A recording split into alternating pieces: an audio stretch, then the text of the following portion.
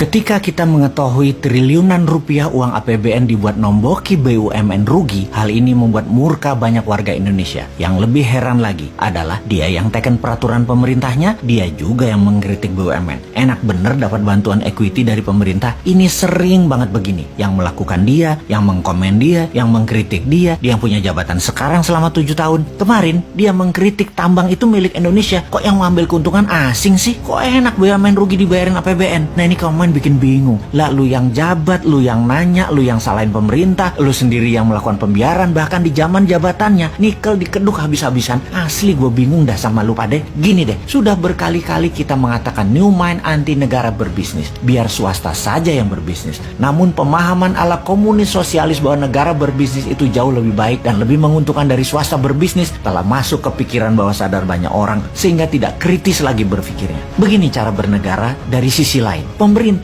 adalah regulator. Ngerti? Regulator, wasit pelaksana aturan dan pembuat aturan yang memudahkan anak bangsa berkarya. Berkarya secara maksimum, mengurangi atau menahan asing berkuasa, mendistribusikan kekayaan kepada rakyat, membuat rakyat sehat, sejahtera, dan berpendidikan, serta memberikan peluang yang sama pada setiap anak bangsa. Negara memajaki jasa mereka yang telah negara permudah berusaha tadi sehingga mendapatkan keuntungan yang banyak. Di sisi positif lainnya, pengusaha bisa membuka lapangan pekerjaan. Ingat, lapangan pekerjaan itu yang membuka swasta, bukan pemerintah. Ingat ya, bukan negara yang membuka lapangan kerja, tapi aturan dan kebijakan pemerintah yang bijaklah yang membuat lapangan kerja tadi lebih banyak. Negara jadi kaya bukan karena negara berbisnis, tapi rakyat dibuatkan peluang yang fair, yang sama, sehingga yang pinter, yang rajin, yang hemat, yang santun, yang sukses. Bukan yang jabat, yang korupsi, yang memanfaatkan jabatan, yang kaya. Atau bukan pengusaha yang main dengan pejabatnya yang nambah kaya karena merubah peraturan. Sama, politikus adalah pengawal pemerintah, membuat undang-undang yang melincahkan pemerintah untuk membantu rakyat. Yang terakhir, fungsi kontrol serta administrasi pemerintah saat ini acak kadut. Sudah 7 presiden tidak rapih, lemah, dan banyak bolongnya. Ditambah PNS yang one prestasi, yang tidak taat, yang nakal, tidak bisa dipecat. Itu aja urusan pemerintah dan politikusnya. Jangan berbisnis. Bisnis dan usaha itu ranah swasta, ranah rakyat yang tidak memiliki jabatan. Jadi kembali ke BUMN, bahwa jika apple to apple membandingkan bisnis pasar bebas, BUMN sudah keok sejak dulu. BUMN itu dilindungi peraturan dan diberikan banyak kemudahan, tapi tetap nggak jalan dengan bagus. Ya, memang nggak bisa berbisnis, tidak humble si pejabatnya. Rakyat jadi pasarnya BUMN, modalnya dari pajak rakyat. Keuntungannya terbanyak hanya untuk segelintir orang pejabat dan komisarisnya saja. Jadi ketika diumumkan salah satu BUMN rugi 90 triliun dan akan menjual 6 ruas jalan tol, banyak yang tidak peduli juga masyarakat dengan info seperti ini. Juga banyak juga yang tidak mengerti kenapa rugi, padahal masuk tol kita semua bayar. Banyak yang heran. Tetapi kalau swasta, sungguh perusahaan BUMN itu sudah pilot dari dulu-dulu. Tapi kalau BUMN di bailout pakai APBN, pakai pajak rakyat, ya bubar.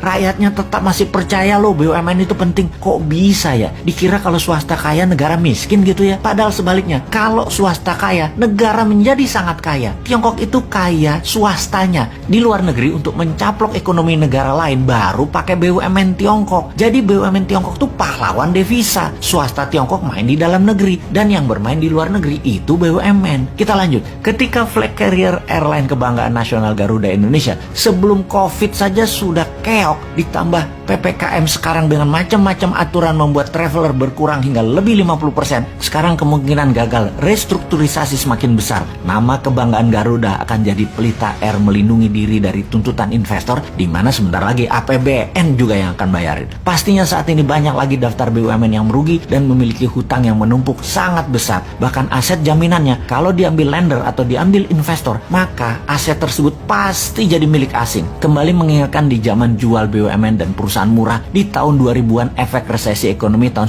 97-98 yang dijual murah di zaman Bu Mega. Sungguh kayaknya bakal tergadai lagi nih aset negara lewat BUMN yang salah kelola. Enggak ding, ternyata pilihannya adalah dibayari pakai APBN walaupun rugi dan terbukti jajarannya nggak bisa kerja. Tenang, ada pajak yang galak buat membayari apapun perbuatan orang yang di atas walaupun goblok.